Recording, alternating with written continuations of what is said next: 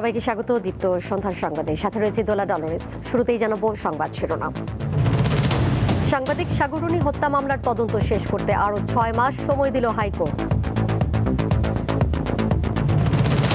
জ্বালানি তেল নিতে পাম্পগুলোতে কমেছে ভিড়, ফুয়েল পাসে নতুন জটিলতায় চালকরা। হোয়াইট হাউসে প্রেসিডেন্ট ডোনাল্ড ট্রাম্পের নৈশভোজ চলাকালে গুলি, বন্দুকধারী আটক।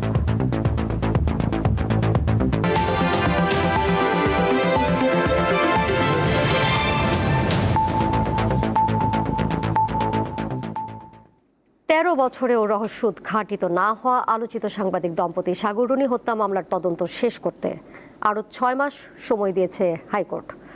উচ্চ ক্ষমতাসম্পন্ন টাস্ক ফোর্স কমিটি নির্ধারিত সময়ে তদন্ত শেষ করতে না পারায় আদালত এই নতুন সময়সীমা বেঁধে দিয়েছে। অ্যাটর্নি জেনারেলের মতে তদন্ত প্রক্রিয়া প্রায় শেষের দিকে হলেও বাদী পক্ষের আইনজীবী বলছেন এটি তদন্ত সংস্থার ব্যর্থতা। 2012 সালের 11 ফেব্রুয়ারি সকালে রাজধানীর পশ্চিম রাজাবাজারের বাসা থেকে উদ্ধার করা হয় সাগর সরোয়ার ও মেহরুন রুনির রক্তাক্ত মরদেহ। দেশ জুড়ে আলোড়ন তোলা এই হত্যাকাণ্ডের তদন্ত শুরু হয় র্যাবের মাধ্যমে। দীর্ঘ এই সময়ে কয়েক দফা মামলার তদন্ত সংস্থা পরিবর্তনের পর বর্তমানে একটি উচ্চ পর্যায়ের টাস্ক ফোর্স কমিটি এর তদন্তভার নিয়েছে। এরই মধ্যে 3 দফা পেছানো হয়েছে তদন্ত প্রতিবেদন জমা দেওয়ার তারিখ। আগের 2 দফায় দেওয়া 1 বছরের সময়েও তদন্ত শেষ করতে পারেনি সংশ্লিষ্ট কমিটি। রবিবার বিচারপতি ফাতেমা নজিব ও বিচারপতি সাইফুল করিমের সমন্বয়ে গঠিত হাইকোর্ট বেঞ্চ আরও 6 মাস সময় বাড়িয়েছে। 2012 সালে যে ঘটনা ঘটে গেল, এমন একটা মর্মন্তুদ ঘটনা, যে ঘটনার মধ্যে তো কেউ বলেছিল যে আমাদের 24 ঘন্টার মধ্যে হবে, আসামি যে ধরা হবে, সেগুলো হওয়া হয়নি। কিন্তু সেই ধারাবাহিকতা রক্ষা করতে পারছেন না বর্তমান টাস্ক ফোর্সের সদস্যরা। কারণ ওই সময় যারা প্রাথমিকভাবে তদন্তের দায়িত্বে ছিলেন, যারা তথ্য প্রমাণ নিয়েছেন কিংবা অনেক সাক্ষীকে জিজ্ঞাসাবাদ করেছেন কিংবা সাক্ষীর বাইরেও আসামিদের গ্রেপ্তার করেছেন, তাদের কাছ থেকে যে সমস্ত তথ্য পেয়েছেন তার কোনো নিয়মতান্ত্রিক হস্তান্তর বর্তমান টাস্ক ফোর্সের উপরে হচ্ছে না এবং তারা সে সমস্ত তথ্যের ক্ষেত্রে তারা কোনো অ্যাক্সেস পাচ্ছে না। এটা হচ্ছে মূল বাধা। এদিকে মামলার বিচার প্রক্রিয়া আরও বিলম্বিত হওয়ার আশঙ্কা প্রকাশ করেছেন বাদী পক্ষের আইনজীবী। যে কারণেই হোক, আমাদের দেশের অপরিপক্কতা অথবা ইনভেস্টিগেশন এজেন্সির অদক্ষতা অথবা পলিটিক্যাল ইনফ্লুয়েন্স, যে কারণকে আমরা দায়ী করি না কেন, ফ্যাক্ট হলো এই রহস্য উদ্ঘাটন আজও তারা করতে পারে নাই। এই ধরনের ঘটনা এই দেশে ঘটার পরে যদি ইম্পিউনিটি আমরা দিয়ে দেই, অদক্ষতার কারণেই হোক আর রাজনৈতিক প্রভাবের কারণেই হোক, এই ধরনের ঘটনাকে যদি মার্জনা আকারে দেখা হয়, শেষ পর্যন্ত যদি উদ্ঘাটন করা না হয়, তাহলে আমাদের দেশের বিচারিক সিস্টেম, তদন্ত সিস্টেম একটা ফেইলিওর কর্মকাণ্ড হিসেবে প্রমাণিত হবে। আলোচিত এই মামলার তদন্ত প্রতিবেদন দাখিলের সময় নিম্ন আদালত এ পর্যন্ত 115 বার পিছিয়েছে। মাহিদুর রহমান, দীপ্ত সংবাদ, ঢাকা। জ্বালানি তেলের মূল্য বৃদ্ধির পর পাম্পগুলোতে ভিড় কমেছে। দীর্ঘদিনের হাহাকার কমে আসায় কিছুটা স্বস্তি ফিরেছে গ্রাহকদের মাঝে। তবে ফুয়েল পাস নিয়ে নতুন জটিলতায় পড়েছেন মোটরসাইকেল চালকরা। বিশেষ করে রাইড শেয়ারিং চালকদের জন্য বরাদ্দ 60 লিটার থেকে কমিয়ে 25 লিটার করায় বিপাকে পড়েছেন তারা। গত 1.5 মাস ধরে জ্বালানি তেলের জন্য চালকদের হাহাকার ও ভোগান্তি ছিল অসহনীয়। তেলের সংকট ও দীর্ঘ লাইনের সেই অস্বস্তিকর পরিস্থিতি কিছুটা বদলেছে। কমতে শুরু করেছে পাম্পগুলোতে গাড়ির চাপ। গেল কয়েকদিনের তুলনায় তেল নেয়ার অপেক্ষার লাইন ছোট হয়ে এসেছে কয়েক গুণ। আগে তেল নিতে 5 থেকে 8 ঘন্টা অপেক্ষা করতে হতো, এখন মাত্র 40 মিনিট, বড়জোর ঘন্টাখানেকের মধ্যেই মিলছে জ্বালানি। কোনো কোনো পাম্পে আবার 10 মিনিটেই তেল নিতে পারছেন চালকরা। অফিসে গেলে অফিস টাইম পাইতাম না তেল নেওয়ার জন্য, তো এখন দেখা যায় যে 10 মিনিটে তেল নিতে পারতেছি। তেল উঠাতে আছি 7 থেকে 8 ঘন্টা আমার তেল উঠাতে লাগছে, কিন্তু আজকে অনেক খুশি, অনেক ভালো, তার মানে অনেক ভালো লাগছে। মাত্র 10 মিনিটে তেল পেয়ে গেছি। ভোগান্তি অবশ্যই কমেছে, আলহামদুলিল্লাহ অনেক কমেছে। অসাধু যারা আছে তারা একটু কম নিতেছে তেলটা, আর বিশেষ করে ফুয়েল পাসটা অ্যাক্টিভেট হয়েছে বেশি ভালো করে, এই জন্য আর কি বেশি তেলের সিরিয়ালটা কম। তবে নতুন করে বিড়ম্বনার কারণ হয়ে দাঁড়িয়েছে ফুয়েল পাস। এছাড়া রাইড শেয়ারিং চালকদের জন্য 60 লিটার থেকে কমিয়ে 25 লিটারে নামিয়ে এনেছে সরকার। এতে প্রয়োজন থাকার পরও লাইনে দাঁড়িয়েও তেল না নিয়েই ফিরতে হচ্ছে অনেককে। পাশাপাশি সার্ভার জটিলতায় ফুয়েল পাস কাজ না করার অভিযোগ ভুক্তভোগীদের। ফুয়েল পাসের রেজিস্ট্রেশনে বারবার ঝামেলা করতেছে, এরা রেজিস্ট্রেশনে একবার বের হয়ে গেছি, এখন বলতেছে যে এখন তেল দেবো না, সামনে যান, আবার ঘুরে আসতে হবে। অ্যাপসটা ডাউনলোড করার পর যখন ভিতরে ঢুকতে যাই তখন সার্ভারটা ডাউন হয়ে যায়। অ্যাপসে প্রথম ছিল 100, পরে আসছে 60, এখন আছে 25। 25 লিটার দিয়ে এক মাস একটা গাড়ি কিভাবে যায়? যারা রাইড শেয়ার করে তাদের লাগবে মাসে 120 লিটার, হুট করে 25 লিটার করছে আমরা তো আর জানি না। আমরা অলরেডি 33 লিটার নিছি। ভোগান্তি এড়াতে সকল পাম্পে নিয়মিত ও নিরবিচ্ছিন্ন জ্বালানি তেল সরবরাহ নিশ্চিত করার দাবি চালক ও পাম্প সংশ্লিষ্টদের। হেদায়েতুল্লাহ সীমান্ত, দীপ্ত সংবাদ, ঢাকা। দেশে হাম ও হামের উপসর্গ নিয়ে গত 24 ঘন্টায় আরও 8 জনের মৃত্যু হয়েছে। এ সময় নিশ্চিত হামে 1 শিশু এবং হামের উপসর্গ নিয়ে মারা গেছে 7 শিশু। এছাড়া সারা দেশে নতুন করে 1564 শিশু হাম ও হামের উপসর্গে আক্রান্ত হয়েছে। আজ স্বাস্থ্য অধিদপ্তরের প্রতিবেদনে তথ্য জানানো হয়, এ নিয়ে গত 15 মার্চ থেকে এখন পর্যন্ত হাম ও হামের উপসর্গে মৃত্যুর সংখ্যা দাঁড়ালো 259। স্বাস্থ্য অধিদপ্তরের তথ্য বলছে, গত 15 মার্চ থেকে হামের উপসর্গ দেখা দিয়েছে 32,028 শিশুর। এই সময় হামের উপসর্গ নিয়ে হাসপাতালে ভর্তি হয়েছে 21,434 শিশু। এর মধ্যে সুস্থ হয়ে হাসপাতাল থেকে 17,955 শিশু বাড়ি ফিরেছে। কাল যশোর যাচ্ছেন প্রধানমন্ত্রী তারেক রহমান। খাল পুনঃখনন সহ বিভিন্ন কর্মসূচিতে অংশ নেবেন তিনি। যশোরের শার্শা উপজেলার উলাশী যদুনাথপুর এলাকার খালটি সাবেক রাষ্ট্রপতি জিয়াউর রহমান খনন করেছিলেন। সময়ের ব্যবধানে এটি এখন মৃতপ্রায়। খালটি পুনঃখনন করা হলে কৃষি ও জীবিকার নতুন সম্ভাবনা তৈরি হবে বলে আশা করছেন এলাকাবাসী। মেডিকেল কলেজ হাসপাতালের নির্মাণ কাজের ভিত্তিপ্রস্তর স্থাপন শেষে বিকেলে ঈদগাহ ময়দানের জনসভায় যোগ দেবেন তারেক রহমান। বজ্রপাত থেকে জীবন রক্ষায় সরকারের একমাত্র উদ্যোগ বজ্র নিরোধক যন্ত্র স্থাপন।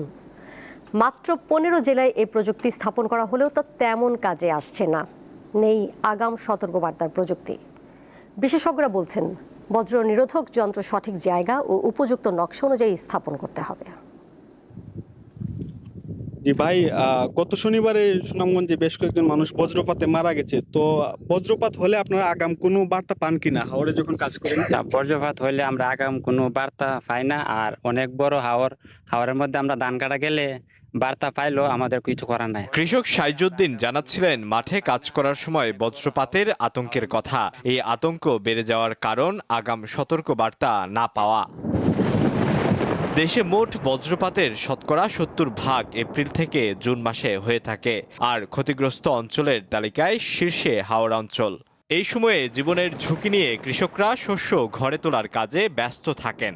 হাওড়ের ধান যদি না কাটি, যে কোনো সময় টাটা পানি বন্যায় তোমার তুলে যেতে পারে, টাটা চিন্তা করলে আমরা তখন হইতো না, আমরা মরণের ভয় করলেও হইতো না, আমরা ধান কাটতে হইব। 2016 সালে বজ্রপাতকে প্রাকৃতিক দুর্যোগ ঘোষণা দেয় সরকার। 2021-22 অর্থ বছরে সুনামগঞ্জ, হবিগঞ্জ, নেত্রকোনা সহ 15টি বজ্রপাত প্রবণ জেলায় কোটি কোটি টাকা ব্যয়ে বজ্র নিরোধক যন্ত্র স্থাপন করে দুর্যোগ ব্যবস্থাপনা মন্ত্রণালয়। সরকার বজ্রপাত নিরোধনে নানা ধরনের উদ্যোগ নিয়েছে, যার মধ্যে ছিল বজ্র নিরোধক দণ্ড ও তালগাছ লাগানোর মতো প্রকল্পগুলো। কিন্তু সরকারের নেওয়া প্রতিটি প্রকল্পই সফলভাবে ব্যর্থ হয়েছে। কিন্তু ঠিক কী কারণে সরকারের নেওয়া এই প্রকল্পগুলো ব্যর্থ হয়েছে, জানে কি দুর্যোগ ব্যবস্থাপনা নিয়ে কাজ করা সরকারি সংস্থাগুলো? এ বিষয়ে নানা উদ্যোগ নেওয়ার কথা জানান দুর্যোগ ব্যবস্থাপনা অধিদপ্তরের এই কর্মকর্তা। আমরা একসময় ইনফ্রাস্ট্রাকচারে কিছু তৈরি করেছিলাম, টিআর কাবিখা দিয়ে লাইটেনিং অ্যারেস্টার। তবে এগুলি আবার একটি সীমাবদ্ধতা আছে, রেডিয়াস 100 মিটার। ফলে আমাদেরকে দেখতে হবে যে হাওর এলাকা যেখানে বেশি হয়, এত বিশাল এলাকায় আমরা কতগুলা এগুলি করতে পারবো। বাস্তব চিত্র হলো, অধিকাংশ বজ্র নিরোধক কাজে আসছে না। কাজে না আসায় বজ্র নিরোধক নিয়ে প্রশ্ন তুলছে বিশেষজ্ঞরা। এটা কমিউনিটির ইনভলভমেন্ট দরকার, খুব সেটা নাই, সেটাই এই প্রজেক্টের ব্যর্থতার সবচেয়ে বড় কারণ। এবং স্থান নির্বাচনের জন্য মানুষকে ইনভলভ করা হয় না। এটা লোকাল গভর্নমেন্টের কাজ, এটা লোকাল গভর্নমেন্টকে দিয়েই করতে হবে। সেটা আমাদের দেশে লোকাল গভর্নমেন্ট নাই, আর 2-3 বছর ধরে লোকাল গভর্নমেন্টই নাই। থাকলেও তাদেরকে এই কাজে ইনভলভ করা হয় নাই প্রথমে যখন এটা বসায়। এটা কন্ট্রাক্টর, ডিসি অফিস এগুলি কাজ করেছে, এবং ফলে এই ধরনের কোনো কিছু এটা কাজ করবে না। সেটার একটা শেল্টার থাকতে হবে, মানে একটা ছাদ, এবং সেই ছাদের স্ট্রাকচারাল দিকটা, মানে সেটা যাতে বজ্রপাতে ভেঙে যাওয়ার কোনো সম্ভাবনা নেই, এবং স্ট্রাকচার ছাড়া ওই যে তার কিন্তু বজ্রপাত নিরোধক দণ্ড এগুলি থাকতে হবে। বজ্রপাতে নিহত ও আহত ব্যক্তির পরিবারকে আর্থিক সহায়তা দিয়ে থাকে সরকার, কিন্তু আহত ব্যক্তির চিকিৎসায় নেই কোনো নির্দিষ্ট ব্যবস্থা। আলোয়ান খান, দীপ্ত সংবাদ, ঢাকা। কয়েকদিনের ভ্যাপসা গরমের পর স্বস্তির বৃষ্টিতে ভিজেছে রাজধানী ঢাকা। বিকেলে রাজধানীর বিভিন্ন এলাকায় বৃষ্টি হয়। এ সময় বিভিন্ন সড়কে পথ চলতে যানবাহনে হেডলাইট জ্বালাতে দেখা যায়। গত কয়েকদিনের ভ্যাপসা গরমে অতিষ্ঠ হয়ে ওঠে নগরবাসী। বৃষ্টির পর তাপমাত্রা কিছুটা স্বস্তি নেমে এসেছে। আবহাওয়া অফিস আগেই জানায় রাজধানী ঢাকা ও আশপাশের এলাকায় বৃষ্টি ও অস্থায়ী ঝোড়ো হাওয়া সহ বৃষ্টির সম্ভাবনা রয়েছে। এতে দিনের তাপমাত্রা সামান্য কমতে পারে। 24 থেকে 48 ঘন্টার ভিতরে মোটামুটি তাপমাত্রা অনেকটা কমে যাবে, মানুষের ভিতরে স্বস্তি ফিরে আসবে। আর যেটা হচ্ছে যে বৃষ্টিপাতটা এটা মোটামুটি দীর্ঘ সময় কন্টিনিউ করবে, এটা আগামী মাসের ফার্স্ট উইক 3, 4, 5 তারিখ পর্যন্ত কন্টিনিউ করতে পারে। অর্থাৎ এই যে একটা গ্যাপ হবে, এই সময় কোনো ধরনের তাপপ্রবাহ থাকার সম্ভাবনা নেই। এবারে জানাবো খেলার খবর। 3 ম্যাচ সিরিজের প্রথম টি-20তে কাল নিউজিল্যান্ডের মুখোমুখি হবে বাংলাদেশ। অধিনায়ক লিটন দাসের আশা তাসকিন মুস্তাফিজের অনুপস্থিতিতে দায়িত্ব কাঁধে তুলে নেবেন দলের অন্য বোলাররা।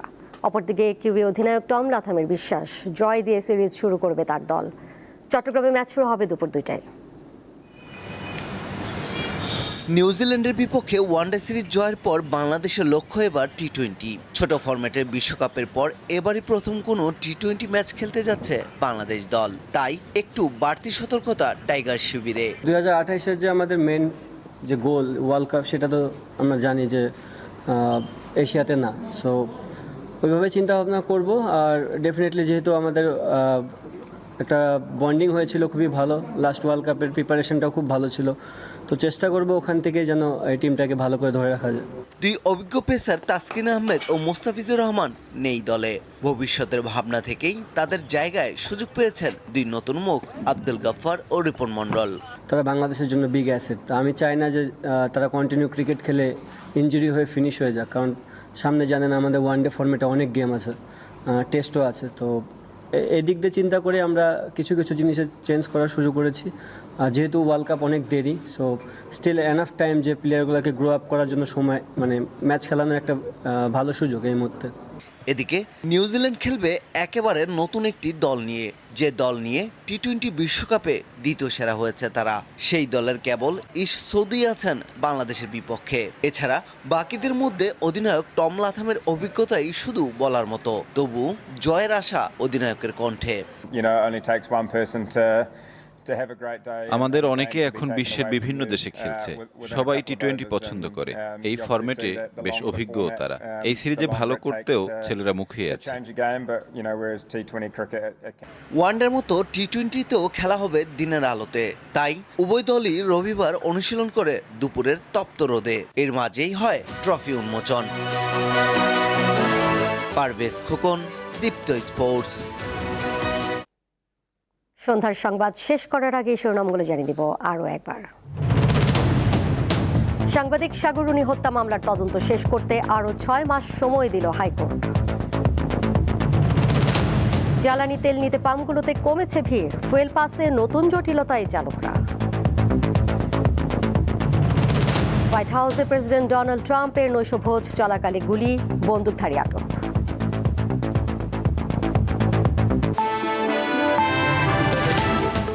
এই ছিল এখনকার মতো। পরের সংবাদ দেখবেন রাত 11টায়। এছাড়াও আরও তথ্য এবং বিনোদনের নানা খবর জানতে যুক্ত থাকুন দীপ্ত ডিজিটাল প্ল্যাটফর্মে। ধন্যবাদ সবাইকে।